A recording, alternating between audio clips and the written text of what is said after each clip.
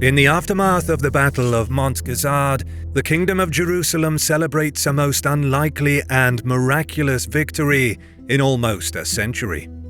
King Baldwin arrives in Ascalon in late November 1177 as a conquering hero, and he is acclaimed for his bravery, endurance, and faith.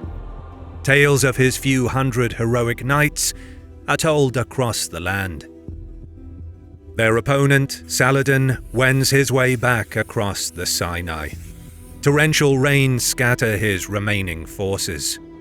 He endures Bedouin attacks and revenge ambushes of Franks, whose lands he raided just weeks earlier.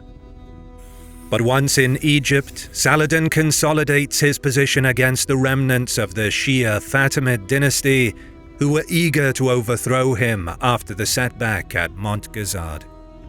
The tenacious Sultan then turns his gaze towards Jerusalem again. Both Saladin and Baldwin know that Montgisard was not the end.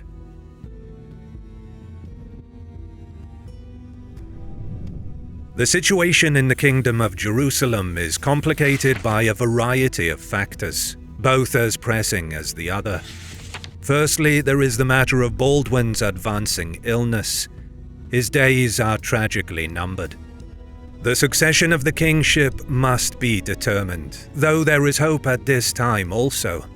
The king's sister, Sibylla, gives birth to a boy she names Baldwin, but it will be some years before the infant is of age, and Jerusalem will need a monarch, or at least a regent, sooner rather than later. There is no shortage of contenders. Alongside Raymond of Chatillon, the brothers Ibelin, and the recently arrived Guy of Lusignan, there is also Raymond III of Tripoli and Bohemond III of Antioch, all five jockeying, plotting, and vying for power in one way or another, as King Baldwin's condition sees daily deterioration. There is also the question of the kingdom's strategic situation. Until the end of the reign of Baldwin's father, King Amalric, just 3 years ago, Jerusalem was still very much on the offensive. There would always be a great disparity in resources between Egypt and the Latin states, but civil conflict and general bad governance in Cairo allowed the King of Jerusalem to launch repeated raids and invasions to the south. Latin chroniclers still like to recall that Amalric came close to conquering Egypt on a number of occasions.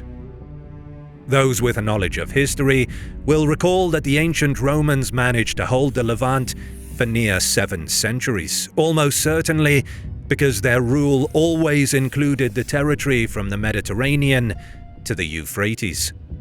But the rise of Saladin has consolidated Egypt, and his competence has only grown through the 1170s as he acquired lands in southern Syria, effectively beginning the process of surrounding the Crusader states. It is his control of Damascus particularly that gives him a vital foothold in the region, and the Latins are unable to seal the crossing from Sinai or dominate the Red Sea to bottle up the Sultan in one region or the other. The failure of the Second Crusade and its massive army of 50,000 men to take Damascus in a siege that devolved into a fiasco 30 years ago marked the turning point. Since then, the rulers of cities like Mosul and Aleppo, Zengi and then Nur ad-Din, have gradually increased and amalgamated their holdings, and from Nur ad-Din's death in 1174 onward, Saladin looks to be completing their work. Much of the fighting of this period devolves into back-and-forth violent raids across what is a very porous frontier, both north and south. Each side will vie to capture and loot as much as possible to wear down the enemy, just as the Christian and Islamic forces are doing in Spain. But while the kingdoms of Castile, Aragon, and Portugal command large swathes of territory, generous coastlines, and formidable allies at their back in the shape of the French, Germans, English, and Italians, The Crusader states have only a largely poor strip of agricultural earth, and their backs are to the sea. Nevertheless, the young king's victory has given them hope that the days of strength will return, and around the kingdom there are signs of assertive offensive. At Jacob's Ford near the vital River Jordan, the Templars begin building a new fortress to impede the movement of armies between Egypt and the Syrian interior. But Saladin still manages to make the crossing with a strong host in March 1178, just months after the reversal of Montgisard. While he takes the opportunity to send out looting and ravaging parties once more, he also makes an offer of 60,000 dinars to Baldwin to halt the construction of the new bastion. Not only will it impede his movement, but operatives within the castle will be able to raid and extort Saladin's land and the traders in the nearby Banias plain. Baldwin is personally against the placement of the fortress, for he has pledged to Saladin in a previous agreement not to build there, but the Templars are largely independent of his commandments. Saladin ups the offer to 100,000 dinars, but still it makes no difference. He continues to Homs to reassert his authority over his northern possessions. Baldwin moves to the Jacob's Ford site, which is now called Le Chastelet, so as to guard it from attack. In spite of the earlier reports regarding his reservations at building the fortress, now that he has made it clear he will defy Saladin and back the Templars, Baldwin supports the cause without reservation. Work accelerates with the royal presence and patronage, and materials flow in by cart from around the kingdom, while work and foraging teams are sent out into the countryside to purloin all the craftsmen's needs. Raids are also conducted into the realm of Egypt from multiple directions, the better to keep the enemy off balance and always on the defensive. Chastelet will be the largest Frankish fortress in the Levant, exceeding even Crac de Chevalier in its breadth and dimensions. Meanwhile, Saladin reclaims Homs after a short battle, and his forces also capture a raiding Crusader party in the vicinity of Hama. Saladin has the prisoners beheaded as a marker of his intent to deal brutally with his enemies, as well as reaffirm his own martial credentials and superiority over the Franks. Over the coming year, the Sultan and his advisors make new plans to attack Jerusalem from the north, and when the break in the cold weather ceases in the spring of 1179, Saladin dispatches his nephew Farrukh Shah to reconnoitre the ground and spread fear and despoliation amongst the Franks. Hearing of this and other razzias that have assailed Sidon, Beirut, and the domains on the coast, Baldwin and Odo of Saint Armand, Grand Master of the Templars, along with Raymond of Tripoli, set out in force from Tiberias to intercept the marauders. They pass through Sadas and Torin, and then ascend the mountains where they can look down on Marj Ayyun and the Litani River and Gorge.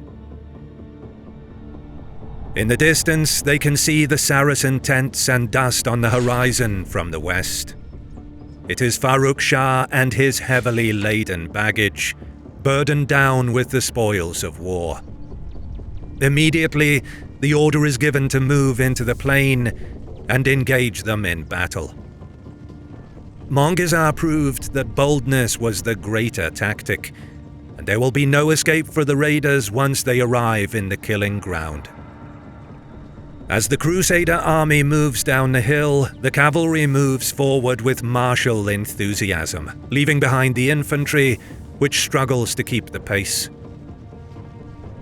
Once they reach the bottom, the lines form up, but there is unmistakable fatigue on the part of the men and animals, particularly the foot soldiers. Nevertheless, when Farrukh Shah's force arrives and attempts to ford the river, unaware of the Crusader presence, the swift charge and follow-up assault is a complete success. The Ayyubid force is completely scattered, and the rich treasure it carries is scooped up with glee by the marauding Latins. With the enemy dispersed, killed or captured, a portion of the force pushes on and pursues them over the river ford toward the camp, while the foot soldiers set themselves to finding the last remnants of the spoil, and then begin to lay out and recuperate from the stresses of the march and the battle. Raymond and Odo, leading their forces, ride toward a slope between the Marj Ayyun and the gorge, likely to identify what appears from a distance to be a fugitive band of riders. It is their intention to obliterate all strands of the raiding party. It is only when they are far from the rest of their comrades and begin to pick up speed for the charge do they realize that the blurred outline before them is not some isolated gang of refugees. Like the first terrifying blast of magma from a volcano, the standard of Saladin himself is unfurled, and thousands of Ayyubid warriors ride forth, powering toward them under a storm of razor-sharp arrows. Any sensible person would flee and regroup, but Odo of the Templars is no ordinary man, and he leads no ordinary force. The Templars are not just elite knights, they are summoned to a higher, divine calling. The Grand Master gives the order to charge. The Templars launch their mounts forward, lances raised, and Saladin's riders press on with no intention in their turn of shying from a fight long savoured. The clash is terrific, but the Templars and those of Raymond's force that made the charge with them are too few in number to achieve the necessary destructive collision. Quickly, too quickly, they are in danger of envelopment, and they fight their way out while giving and taking casualties. The remnants of the Templars and the forces of Tripoli ride to open some ground between them and the oncoming mass. But calamity awaits them. Baldwin and his own units are rushing forward to help their comrades, but their path is suddenly impeded by the scrambling units of the Templars and Raymond. The Crusader army devolves into confusion, with the line losing all cohesiveness and the infantry and cavalry unable to support one another. The arrows of Saladin's army drop down like sheets of lethal spring rain, and then the riders and camels are upon them. Baldwin himself is unhorsed and has to be carried to safety. Odo is captured, along with more than 250 other knights, a grievous toll to the kingdom and orders that are constantly short of manpower. Among those taken prisoner are Baldwin of Ibelin and Raymond of Tripoli's stepson, Hugh of Saint-Omer.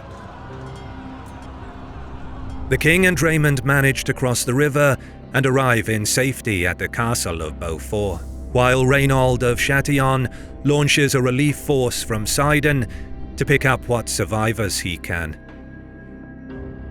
Saladin, realizing that Baldwin is temporarily weakened and unable to operate in the field, makes immediately for Chastelet. There the Ayyubid sappers go to their work when the garrison refuses to surrender, and after bringing down the wall as well as setting fire to the internal timber stockade of the half-finished bastion, Saladin's army begins a general massacre. In the aftermath, while Odo the Grand Master refuses to be ransomed, the Ayyubid army throws the bodies of up to 1,000 residents of the castle into the fortress's well, and begins to dismantle the strongpoint down to its foundations.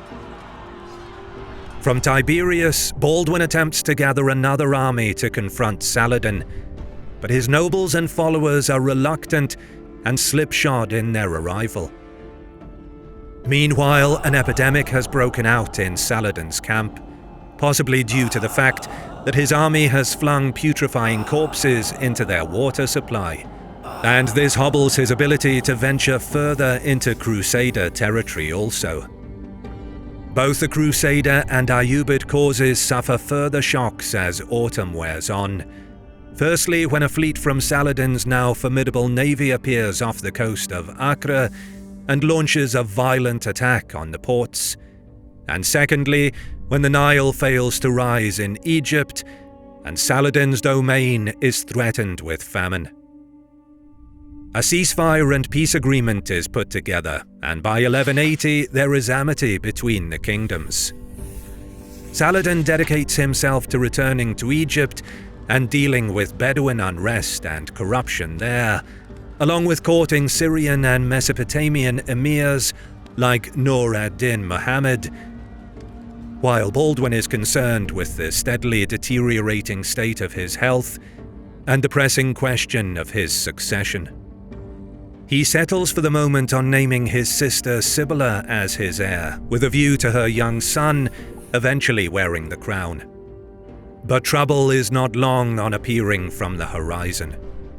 Aleppo and Mosul remain outside Saladin's control, and the closely dated deaths of their emirs in middle and late 1181 arouses Saladin's ambition.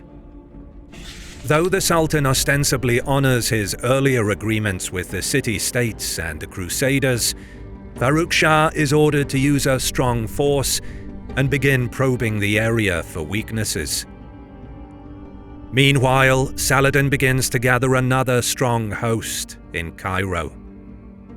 On the Crusader side, there is concern at these developments, but the king is inclined to stay out of external affairs.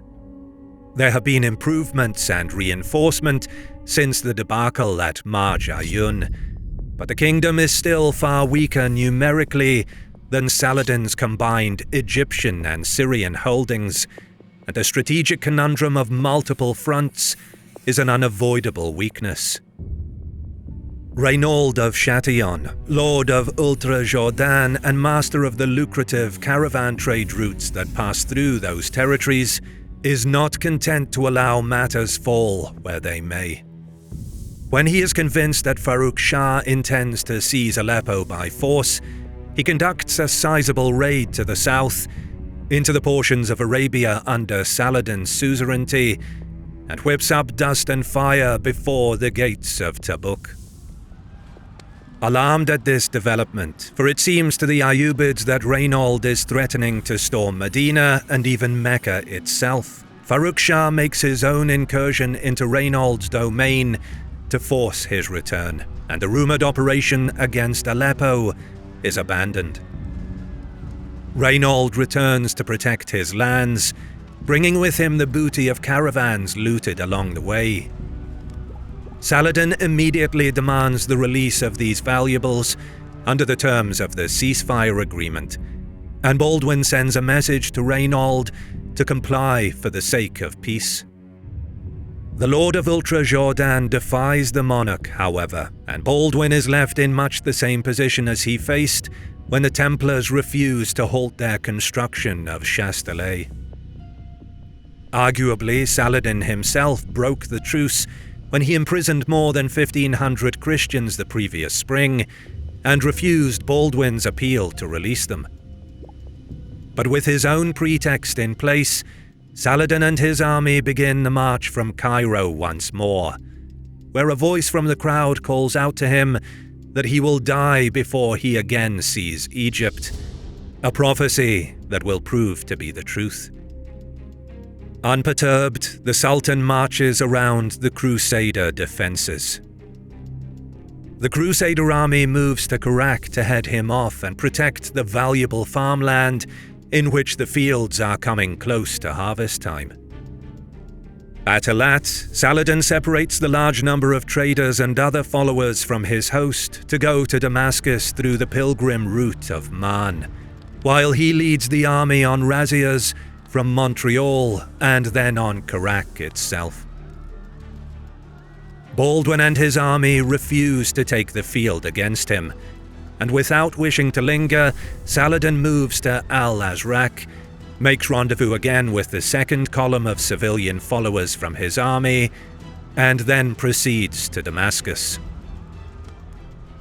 There is now war once more, and the strategic weakness of the Crusader state is made clear when Farrukh Shah rampages into Galilee and from there captures the magnificent cave fortress of Al-Habis Jaldak. Baldwin and the other great men of the kingdom are powerless to assist, focused as they are on watching Saladin. In the spirit of danger manifest everywhere, Raymond of Chatillon is welcomed back into the royal fold and adds his forces to Baldwin's. They now must await Saladin's next move, their eyes turned toward Damascus from the end of June. Baldwin moves the army to Safaria in readiness. Action is not long in coming. A little over a fortnight after Saladin's arrival in Damascus in the last week of June, he moves to put Bethsan under siege. Baldwin must act, and he moves the army to engage the enemy. Finding from scouts and their intelligence network that Saladin has crossed the Jordan onto the west bank, they arrive at the castle called by some Le Forbelet and by others Belvoir, and there pitch a fortified camp. After taking their meals and saying their prayers, they sleep for the night. The next morning, Saladin has arrived, and his forces stretch far out into the distance before the Christian perimeter. The heat of the sun is broiling, but the knights and their perhaps 9,000 or so infantry comrades put on their armor and prepare to set forth.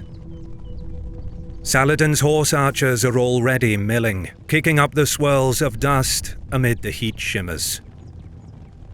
Baldwin, still a young man in age, slightly past his 20th year, can no longer ride in the ranks as he did at his great victory at Montgisard, but he orders his captains to value discipline above all else. There will be no repeat of the fiasco at Marj Ayyun, where victory was snatched by carelessness. What happens next is thus hazy to the king, as he hears reports from breathless heralds. The captains, Guy, Raymond, Balian and others gallop forth, keeping their formation behind the infantry, riding and marching into the very eye of the Ayyubid arrow storm. Then, when Saladin and his emirs are waiting for the advance and the thunderous charge of the Latin knights and their holy order brethren, it does not come. Instead, mindful of their king's plea to keep their discipline, the Crusader army advances slowly in perfect order. Then they wait, forcing the Sultan to bring the fight to them. This is, of course, a torturous ordeal. The arrows rain down, and the men are forced to stand in their path, but eventually it becomes clear that the Crusaders are resolved to hold the ground, limit their casualties, and wait out the enemy. From the Ayyubid command center, the order goes forth to advance and attack. Saladin's army is composed of his own cavalry positioned behind the horse archers, plus a negligible number of infantry. The Crusader infantry with their long spears stand ready, and the charge peters before it reaches the line. Saladin's cavalry is magnificent, composed mostly of men from Kurdish and Turkic origin, as well as free-born and Mamluk officers.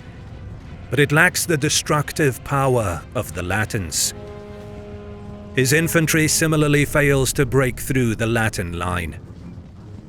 Desultory fighting breaks out along the field, where certain tribal collections and emirs look to gain glory for themselves and find a breakthrough that will bring victory for their sultan.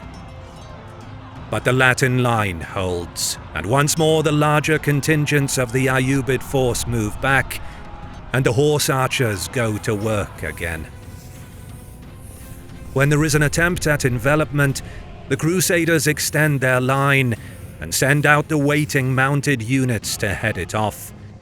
And then they are back to waiting under the now incessant arrow fire. More assaults, more resistance and defense. The day wears on, and the heat causes as many casualties as the blades and arrow points. The Crusaders will not break. They are staying in place and gently advancing when needed, gradually pushing the Ayyubids from the field. And finally, with the sun beginning to slant and the still fresh Crusader cavalry appearing as though it is readying for the charge on his now fatigued troops, Saladin gives the order and the Ayyubids vacate the field. They have weathered the storm and handed defeat to the Sultan, who now must return to the campaign of attrition. The details of the numbers dead are murky. William of Tyre records that many of the Saracens were killed in the fight, implying that there were thousands who lay lifeless on the field. But the fact is that the young, dying King Baldwin, with the strength if not the spirit taking leave of his body, has triumphed one last time over the man who is on the road to uniting the ancient lands of Syria and Egypt against the Latins. The battle at Le Forbelet in the shadow of Belvoir Castle confirms that Jerusalem remains a power capable of standing toe-to-toe with Saladin in the field. But it does nothing to amend the strategic situation assailing the kingdom from fighting a war on two fronts. For all that Raymond of Chatillon faces criticism from his monarch for his unilateral attacks on Saladin's forces, soon the Kurdish Sultan will complete his annexation of Aleppo, and with its resources added to his own, the road to Hattin will be open. By that time, the Leper King will have long left the stage, his legacy being one of bravery, piety, and the utmost tragedy. I appreciate you being here for the video. Please give that subscribe button a gentle medieval slap, and tickle the like button to appease the almighty algorithm. It will help out the channel greatly. Cheers!